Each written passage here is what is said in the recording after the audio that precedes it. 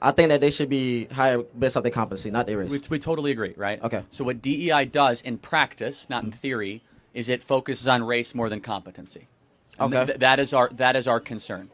Okay. And so what I want, and you seem, very passionate about a lot of things, and you obviously have skills.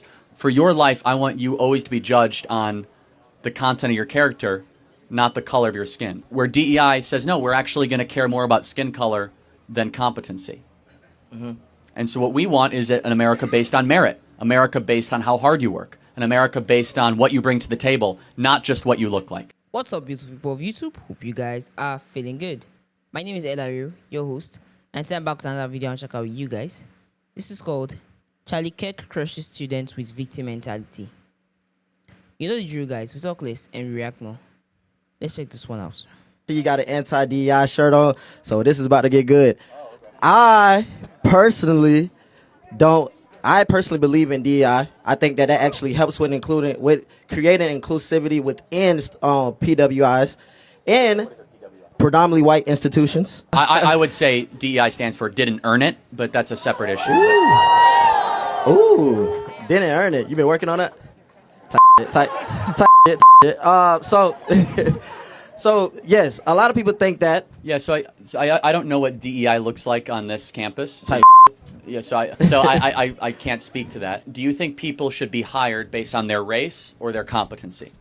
I don't think that. I think they should be race. Which one? My fault. Yeah. Sorry.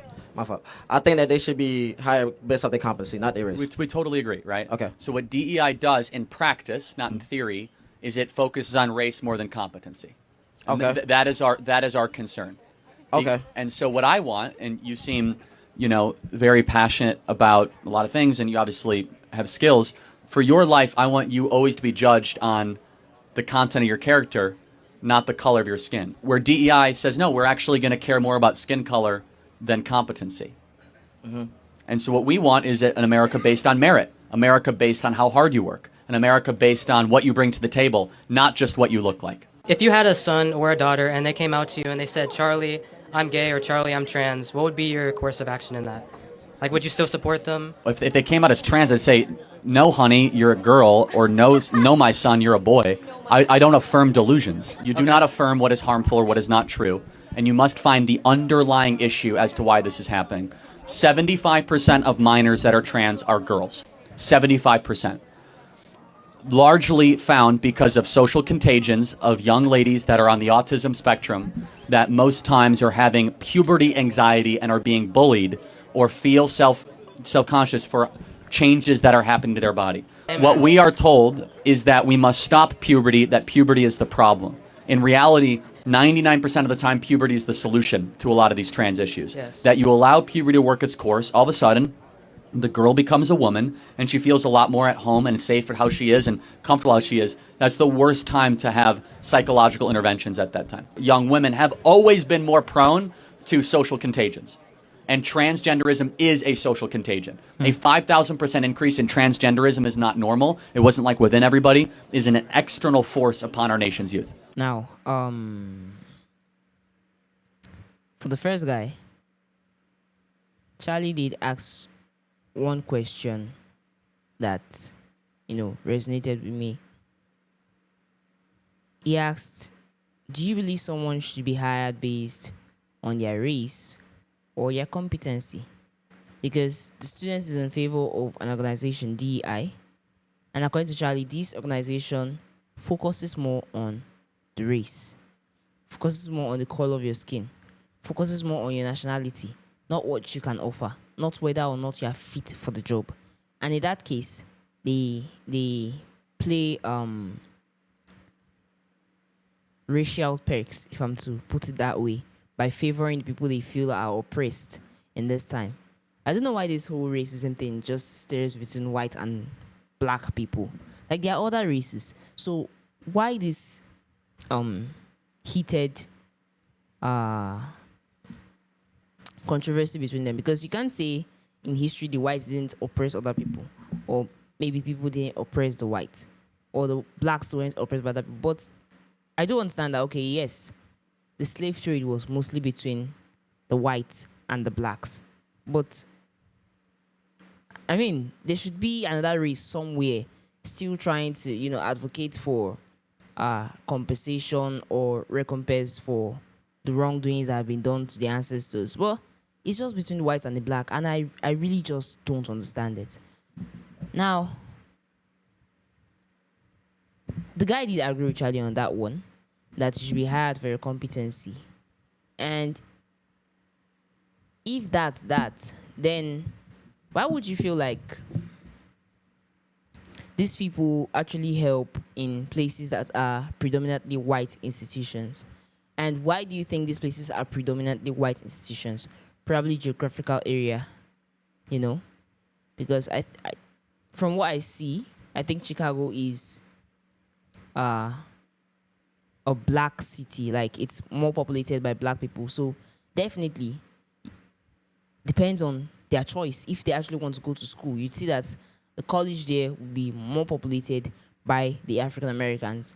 So if these universities are PWI, as he put it, then could it be because of geographical area, or could it be that it's because it's their choice to go to school, or what is the reason? And why would you think that an organization that plays pity party to you because of your color is actually the right approach to anything? Then for the second guy, I love his question and I love his answer, because he came out and he asked Charlie, if your daughter comes up to you and says, "Oh, Charlie, I'm gay or I'm trans," would you still support them? Now, support. Charlie, to me, doesn't seem like the kind of person that would ever stand for something that's wrong, even if it's going to kill him. He's not the kind of person to subscribe to the wrong belief. And that's just one of the things I love most about him. Because in a bid of you not wanting to lose your children, if I'm to put it that way, you'd still want to stand by them even if they're falling into a pit. And that's wrong. And I love the answer Charlie gave him. Charlie said, "No, my daughter, you're a girl, and if you're a boy, then my son, you are a boy." Because he does not affirm delusions. The feeling that you're a boy when you're a girl is actually mental disorder called gender dysphoria. And you adding fuel to that fire is you destroying that child's life. And Charlie did point out why there are a lot more trans men, that is women to men, than men to women. And it's because of certain insecurities they feel along the line to puberty. Now, instead of allowing them to mature and fully explore the body that God created for them, you try to block it, taint it, and endanger their future. Because the drugs that they even use for this so-called trans, I don't know how someone would ever subscribe to it. I don't know how the adults sleep at night doing that to kids. Because you give a man a pill used in the prisons for rapists to make him infertile.